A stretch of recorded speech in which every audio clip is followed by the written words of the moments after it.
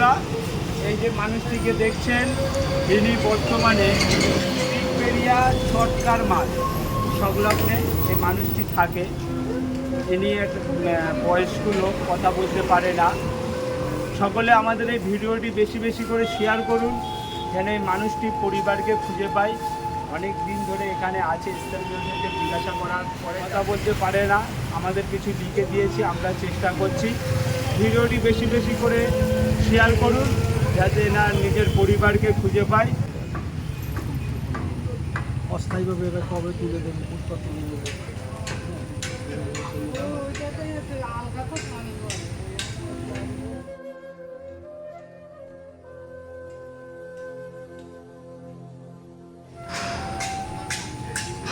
তারা তো পরিবারকে একদিন বাড়ি চলে গেছে।